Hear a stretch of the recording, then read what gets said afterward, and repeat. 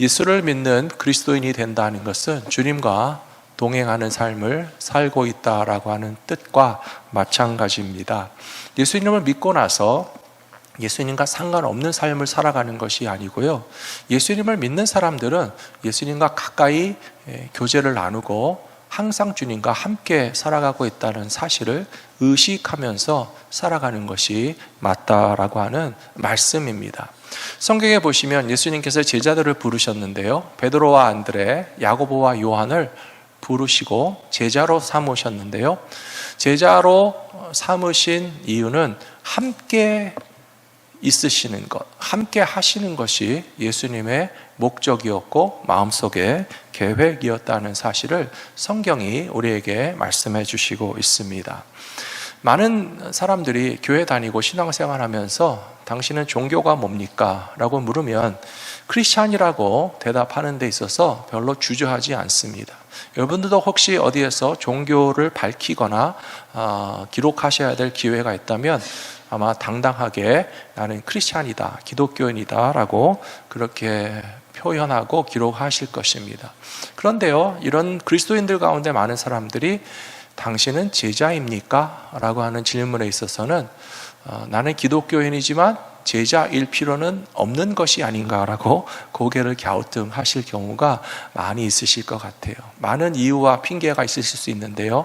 나는 제자 훈련을 받지 않았기 때문에 제자가 아니다. 나이가 너무 많아서 제자로 살기는 좀 그렇다. 나는 경험이 없고 신앙생활한 지도 얼마 안 됐는데 그냥 신자인 것으로 만족하지 제자일 필요는 없다라고 갖가지 이유들을 생각하실 텐데요.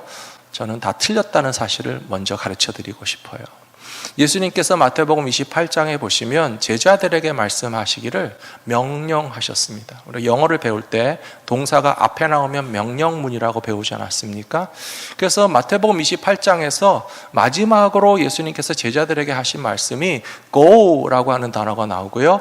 make disciple이라고 하는 단어가 연결되어서 두 가지 명령을 한꺼번에 주시고 있습니다. 너희는 가서 모든 족속으로 제자를 삼아 세례를 베풀라, 역시 동사가 나옵니다. 그 다음에 가르쳐 지키게 하라 라고 하는 명령이 나오면서 예수님께서 제자들에게 주신 아주 중요한 핵심 최고 명령은 제자가 제자를 만들어내는 데 있다라고 분명히 말씀하셨습니다.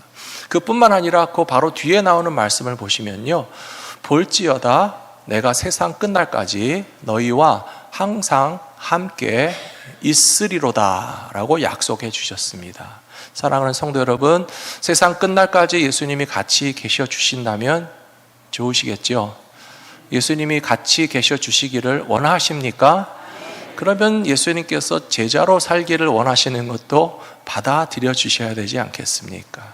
가서 제자를 삼고 세례를 베풀고 예수님께서 분부하신 모든 것을 가르쳐 지키며 행할 때에 세상 끝날까지 우리와 항상 함께 계시겠다고 하신 예수님의 약속도 이루어지게 될 것이라고 믿습니다. 그렇다면 예수님과 항상 함께 있는다는 것은 무엇인가? 다른 말로 설명을 드리자면 예수님을 닮아가는 것이라고 말씀드리고 싶습니다. 제자라고 하는 것은 어쩌면 팔로워를 말하는데요, 따라가는 것입니다. 예수님이 리더가 되시고 우리는 예수님을 따라가는 것입니다. 예수님은 선생님이 되시고 우리는 예수님께 배우는 것입니다. 요즘 방송을 보시면요, 어떤 유명한 셰프가 어떤 맛있는 음식을 만들었다, 그런 프로그램들이 참 많죠. 또 어떤 빵집에 가면 무슨 빵이 맛있다, 그런 방송을 제가 종종 보는데요. 왜 이렇게 맛있는 게 세상에 많습니까? 왜 이렇게 맛있는 빵을 많이 만들어서 유혹하고 시험이 들게 하는지. 그런데 중요한 것은 정말 유명한 셰프에게 배운 사람이 과연 어떻게 요리를 배우는지 여러분 잘 아실 텐데요. 대충 흉내만 내가지고 정말 누구에게 배웠다라고 하는 것을 사실 내세울 수 없습니다. 사람의 미각은 굉장히 섬세해서 정말 같은 음식이 아닌 다른 음식을 놓고 테이스트 해봤을 때, 맛을 봤을 때 어느 게 더 맛있다, 어느 게 맛없다는 게 금방 느껴집니다.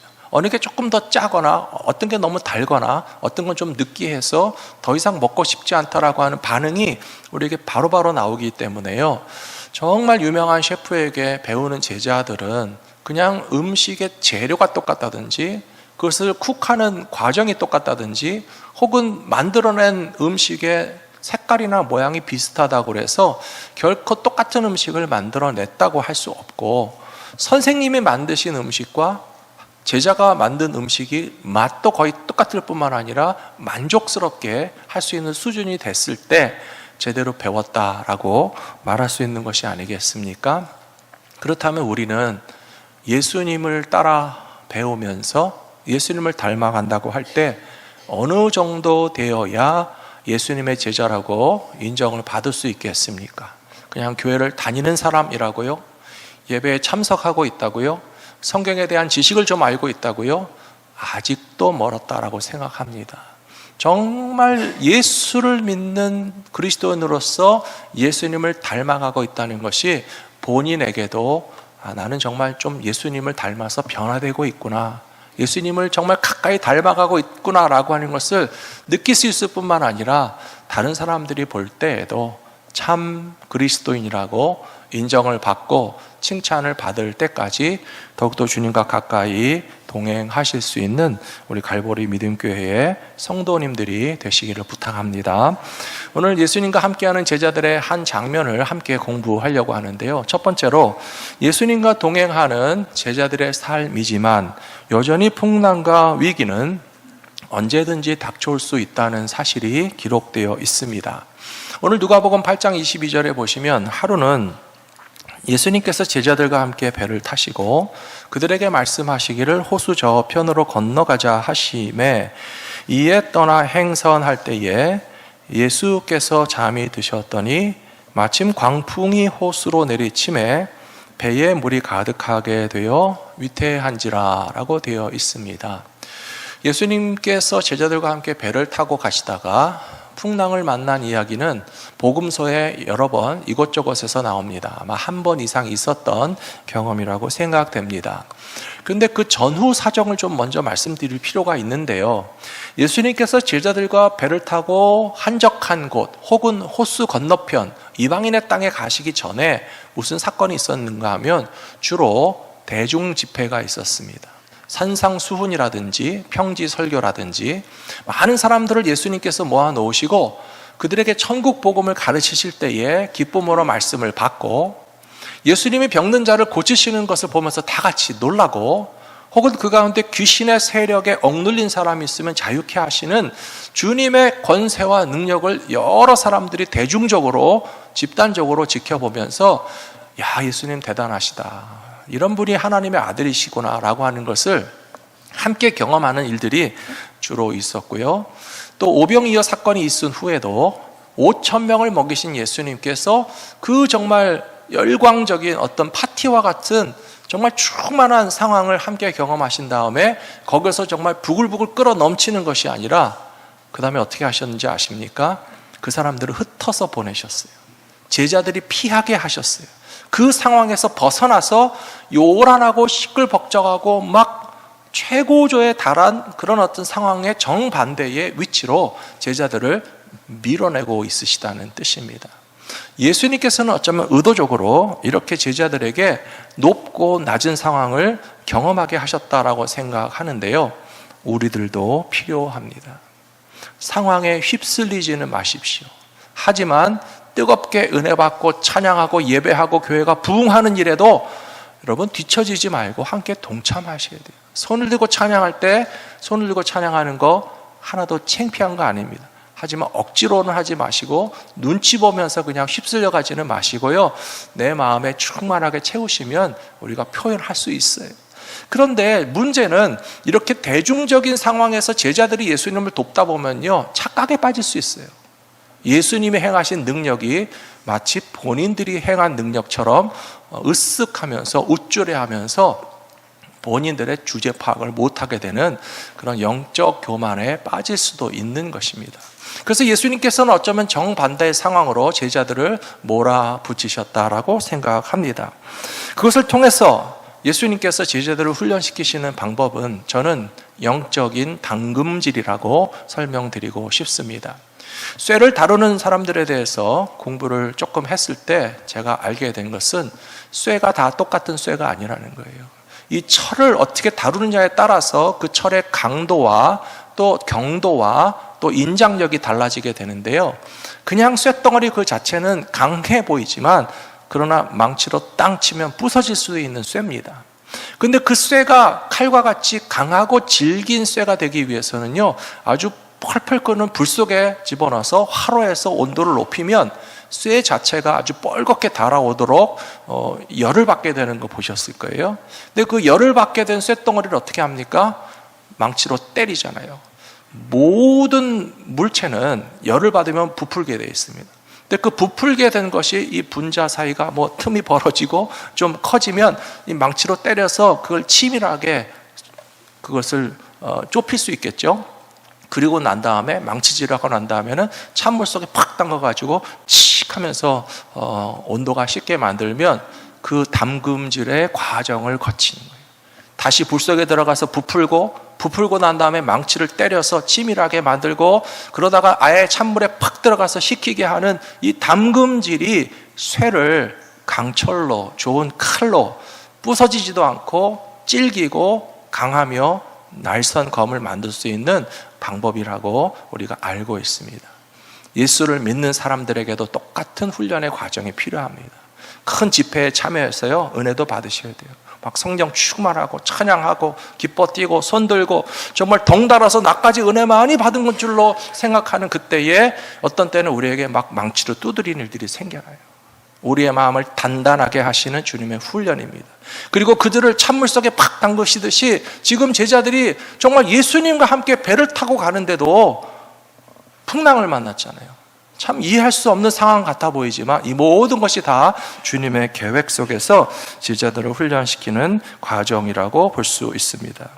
저는 우리 성도님들을 바라볼 때 때때로 원치 않는 질병으로 고생하시는 것을 보면서 제 마음에 그런 소원이 있고 그렇게 기도할 때가 있어요. 예수님, 우리 성도님들은 좀 안 아프게 해주시면 안 되나요? 우리 성도님들은 아파도 좀 기도 한 번만 하면 금방 낫게 해주시면 안 되나요? 우리 성도님들은 좀 길을 가다가 교통사고 안 나게 하시면 안 되나요? 사랑하는 성도 여러분, 예수님과 제자들이 배를 타고 호수를 건너가는데 바람이 안 일어나게 하실 수 없었을까요? 혹은 제자들이 정말 이렇게 당황해서 죽을 것 같은 공포에 빠져서 주님, 주님 살려주십시오라고 매달리지 않을 만한 일들을 예수님이 미리 예방하시거나 방지하시거나 문제가 생겨나면 우리가 기도할 필요도 없이 그냥 자동적으로 처리할 수 있는 능력이 주님께 없으시겠습니까? 그럼에도 불구하고 믿음의 사람들이 때로는 질병을 겪습니다. 사고를 겪습니다. 실패를 경험합니다. 아프고 괴롭고 쓰라린 일들을 우리가 통과하게 만드시는 것이 바로 영적인 당금질의 과정이라고 여러분 생각되지 않으십니까? 우리를 정말 뜨겁게 달구실 때도 있어요. 망치도 치실 때도 있어요. 찬물 속에 푹 담그실 때도 있어요. 그것을 통해서 우리의 믿음이 더욱더 부서지지 않을 만큼 단단해질 수 있다면 이와 같은 훈련의 과정에 감사함으로 받아들이고 기꺼이 훈련을 받으면서 믿음이 자라나실 수 있는 갈보리 믿음교회의 성도들이 되시기를 축복합니다. 이런 실현과 연단의 과정 가운데서 우리가 분명히 알아야 될 것이 있습니다. 그것은 뭐냐 하면 여전히 예수님은 우리와 함께 계신다는 거예요. 병원에 입원하시고 수술 받으시고 장기간 투병하는 성도님들과 이야기하면서 제가 항상 그분들에게 잊어버리지 않게 가르쳐드리는 내용이 있습니다. 그래도 예수님 함께 계신다는 사실 믿으십니까? 여러분 믿으시는 거예요. 어떤 분들은 원치 않는 사고를 당했지만 그래도 교회 나와서 예배드리시는 분들의 마음 가운데 어떤 믿음이 있습니까? 비록 사고는 났지만 주님은 나를 여전히 사랑하신다라고 믿기 때문이 아니겠습니까? 사랑하는 성도 여러분, 우리가 더 확실히 알아야 될 것이 있습니다. 우리가 정말 어떤 때는 원치 않는 큰일을 탁 경험할 때가 있어요. 근데 그것을 믿음으로 극복하게 되잖아요. 뭘 깨닫는지 아세요? 와, 예수님은 나에게 이런 일도 이겨내게 하시는구나. 참 역설적이지만요, 좀 큰 일도 당해보셔야 돼요. 아주 심각한 질병을 겪어보시는 거 아무도 원치 않고 저도 원치 않지만 그러나 그 와중에도 감사할 수 있게 되는 것은 주님은 우리의 감기나 고치시는 주님이 아니에요. 주님은 우리가 무슨 작은 질병 정도만 치유하시는 주님이 아니시고, 우리가 더 크고 어려운 일을 당한다 할지라도 넉넉히 그것을 이겨낼 수 있도록 도우시는 주님이 되신다는 사실을 경험하심으로써 더 강하고 흔들림 없는 믿음을 소유하시게 되는 우리 성도님들이 다 되시기를 축복합니다. 요한복음 15장 19절 말씀에 보니까 너희가 세상에 속하였으면 세상이 자기의 것을 사랑할 것이나 너희는 세상에 속한 자가 아니요 도리어 내가 너희를 세상에서 택하였기 때문에 세상이 너희를 미워하느니라 라고 되어 있습니다. 이 말씀을 묵상할 때 저는 참 고맙고 감사하다는 생각이 들었습니다. 세상이 너희를 미워한다라고 되어 있잖아요. 우리가 깨달아야 될 것은 세상의 사랑을 받으려고 몸부림칠 필요가 없다는 거예요. 많은 사람들이 때로는 살아가면서 좀 세상의 사랑을 받고 싶어 하는 것 같아요. 근데 세상의 사랑을 받지 못해서 낙심하고 실망하는데요, 전혀 그럴 필요가 없다고 예수님 가르쳐 주시고 있잖아요. 이 말씀을 다시 보여주시면, 세상에 속한 자였다면 세상이 우리를 자기의 것으로 생각하기 때문에 사랑해 주겠지만, 너희가 세상에 속한 것이 아니고 세상의 소유가 아니라서 세상에 사랑받지 못하는 것을 뭐하러 아쉬워하느냐 라고 말씀하시는 예수님께서 이렇게 가르쳐 주시는 메시지는 너희는 내 것이라는 거예요. 세상에서 내가 너희를 택하여서 나의 것으로 삼았기 때문에 예수님이 사랑해 주시면 됐지, 세상에 소유된 자가 아니라서 세상에 사랑받지 못하는 것을 아쉬워할 필요가 전혀 없다는 이 말씀을 기억하시면서 우리 주님의 사랑만으로 감사하고 찬양하며 만족하실 수 있는 믿음의 사람들이 되시기를 축복합니다. 두 번째로, 우리는 위기의 상황 속에서 예수님께서 함께 계심을 기억할 때에 더욱더 기도해야 된다는 것입니다. 오늘 8장 24절에 보시면 제자들이 나와 깨어 이르되 주여 주여 우리가 죽겠나이다 한데, 예수께서 잠을 깨사 바람과 물결을 꾸짖으시니 이에 그쳐 잔잔하여지더라 라고 되어 있습니다. 거의 모든 크리스찬들을 보시면요, 평탄한 길을 갈 때는 그렇게 열심히 기도하지 않습니다. 그냥 조금 기도합니다.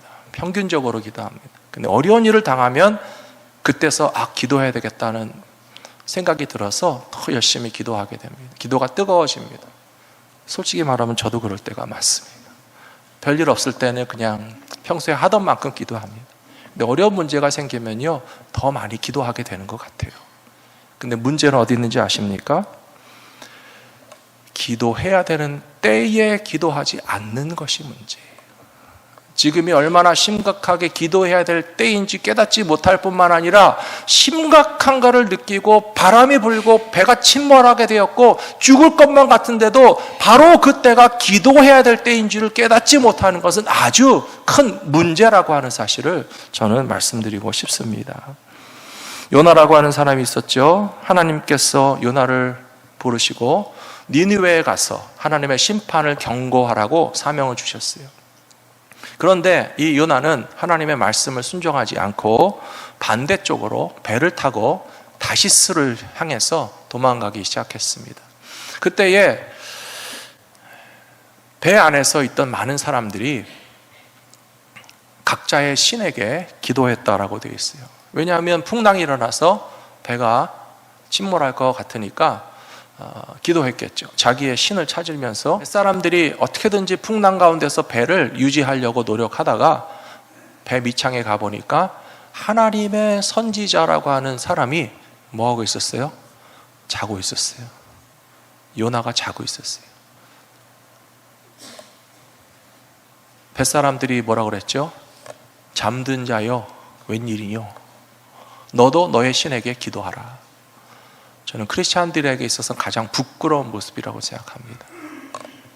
우리가 기도해야 될 때인 줄 깨닫지 못하고 우리가 잠들어 있는데 누가 우리를 깨우면서 뭐하고 있냐? 지금 잠들어 있을 때냐?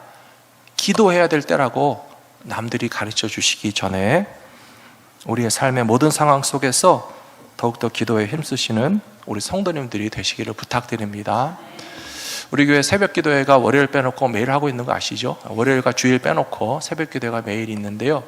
물론 주중에 새벽 기도회는 저희가 생방송으로 참여하시도록 링크를 보내드리고, 토요일에는 많은 분들이 새벽 기도회에 오십니다. 얼마나 많은 분들이 오시는지는 직접 와서 확인해 보시기 바랍니다. 근데 제가 새벽 기도회 생방송을 보시는 분들이 꽤 많다는 것을 보면서 참 감사하고, 이 새벽 시간에 비록 몸은 교회 나오지 못하지만 저 유튜브를 이렇게 쭉 저희가 모니터를 하다 보면 거기 숫자가 나오거든요. 동시에 접속해서 지금 보고 계시는 분들의 숫자가 나오는데요. 많을 때 한 20명 되시는 것 같아요. 그래서 교회 못 오셔도 지금 이 시간에 함께 깨어서 기도하는 분들이 이 정도 되신다라고 하는 것이 참 고맙고 귀하지만, 어느 날 그런 생각이 들었습니다. 20명밖에 안 된다고? 우리 교회 성도들이 몇 명인데? 여러분, 요나같이 되지 맙시다. 지금이 배 밑창에 잠들어 있을 때입니까? 풍랑이 일어서 배에 있는 사람이 다 죽겠다고 아우성을 치고, 심지어 다른 종교, 다른 신을 믿는 사람들까지 각자의 신을 찾으면서 부르짖어서 기도하고 있는 마당에 예수 믿는 사람들이 지금 잠들어 있을 때냐는 거예요. 갈보리 믿음교회 성도들이 새벽마다 교회에서 기도회가 진행되고 있는데 링크를 보내드리는데 그냥 링크만 띵하고 오고 까똑하고 끝나고 잠들어 있으시면 안 되잖아요. 물론 여러분들 중에 그 시간에 출근하는 분도 있으시고요, 여러분들 중에 그 시간에 와서 주무셔야 되는 분들도 있어요. 그래서 하루 종일을 보면 80명, 90명, 100명의 뷰가 있기 때문에 많은 성도님들이 낮 시간에라도 혹은 그 다음 날이라도 보신다라고 생각하지만, 저는 여러분들에게 부탁드립니다. 여러분 가정에 여러분 깨어있는 사람들이 되셔야 됩니다. 여러분의 직장과 일터에서 여러분은 기도하는 사람이 되셔야 됩니다. 우리 갈보리 믿음교회 성도들은 이 시대에 나라와 민족의 상황을 놓고 선교지의 현실을 바라보고, 전쟁이 그치지 않고 3주 동안의 폭격으로 10,000명이 죽고 다치는 일들도 정말 뻐젓이 벌어지고 있는 이 시대가 잠들어 있을 때가 아니고 깨어서 기도해야 되는 때라고 하는 사실을 옆에서 흔들어 깨울 때까지 기다리지 마시고, 지금이 깨어서 기도해야 될 때라는 사실을 깨닫고 주님께 의지하며 나아가시는 믿음의 사람들이 되시기를 부탁합니다.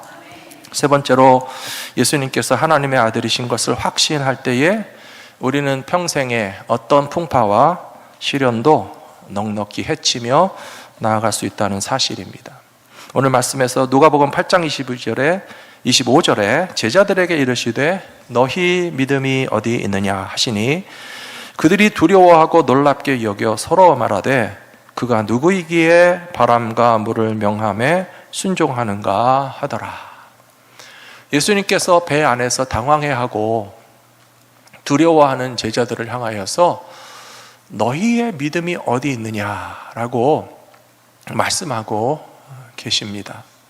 앞에서도 말씀드렸지만 이 제자들은 아마 배를 타기 전에 대중 집회를 경험했어요. 많은 사람들을 고치시는 예수님의 모습을 직접 목격했어요.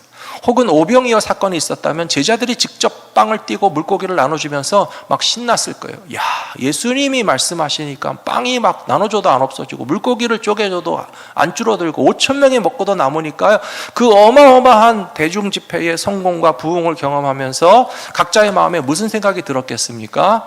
자기의 믿음이 꽤 괜찮은 것으로 착각하게 된다는 거예요. 저는 큰 교회 다니시는 분들 너무 귀하고 열심히 충성 봉사하고 저도 큰 교회 사역을 경험해 봤는데요, 한 가지 조심할 것이 있습니다. 교회가 크다고 내 믿음이 큰 건 아니에요.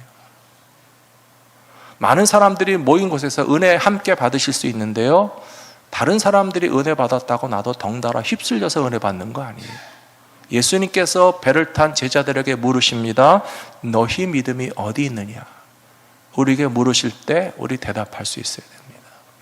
예수님께서 말씀을 전파하시고 병든 자를 고치시고 귀신을 고치려 주시는 여러 가지 사역을 하시다가 어느 날 제자들에게 물으셨죠. 세상 사람들이 나보고 뭐라고 하느냐, 남들이 나에게 뭐라고 하는지 예수님께서 한번 들어보시기 원하셨어요. 그러자 각자 단편적으로 예수님에 대해서 파악하고 느낀 대로 남들이 하는 말을 전해줬는데, 사람들이 하는 말이 예수님 세례요한 같다고 그럽니다. 남들이 하는 말이 예수님 선지자 중에 한 분이신 것 같다고 합니다. 이렇게 저렇게 각자 부분적으로 아는 예수님에 대해서 전달했어요. 그때 예수님 뭐라고 말씀하셨습니까? 너희는 나더러 누구라 하느냐. 다른 사람의 믿음이 어쩌면 우리와 상관없습니다. 우리 식구들 예수 잘 믿는데요, 당신은 어떻게 믿습니까? 우리 교회 성도들 막 은혜 받았는데요, 여러분은 얼마나 개인적으로 은혜 받으셨습니까? 큰 교회라고 해서 휩쓸려 가지 마시고, 집회에 참여했다고 해서 그 집회에서 은혜 받은 사람들이 다 똑같은 거 아니에요. 주님이 물으시기를 너의 믿음이 어떠하냐? 베드로가 대답하기를 예수님은 주님이시고 예수님은 그리스도이시고 예수님은 살아계시는 하나님의 아들이라고 대답했는데, 그것은 남들이 하는 말이 아니고 베드로 자기의 믿음이었어요. 제가 믿기는 주님이 주님이십니다. You are the Lord. 내가 믿기는 당신이 메시아이십니다. You are the Christ. 내가 알고 믿기는 당신은 살아계시는 하나님의 아들이십니다. You are Son of the Living God. 살아계시는 하나님의 아들이시라고 내가 믿는 믿음으로써 베드로가 고백했을 때 예수님께서 베드로의 믿음을 칭찬해 주셨던 것처럼, 오늘 제자들이 시련과 환난과 풍파를 겪게 만드시는 것은요, 우리들의 믿음을 연단하시기 위해서입니다. 사랑하는 성도 여러분, 다른 사람의 믿음에 같이 동참해서 따라가시는 것도 아름답습니다. 식구들이 교회 나가니까 같이 교회 나와주시는 거 얼마나 착하고 예쁘고 귀한 일인지 몰라요. 하지만 남들이 은혜 받는 자리에 내가 앉아있기만 했다고 해서 똑같이 은혜 받은 것이 아니고요, 내 인생 가운데 살아 역사하시는 예수님을 주님으로 인정하실 수 있는 믿음의 사람들 되시기를 축복합니다. 예수님의 메시아이신 것이 우리의 일평생에 너무 귀한 선물을 하나님께로 받았다라고 하는 사실을 경험하며 살아가시게 되기를 축복합니다.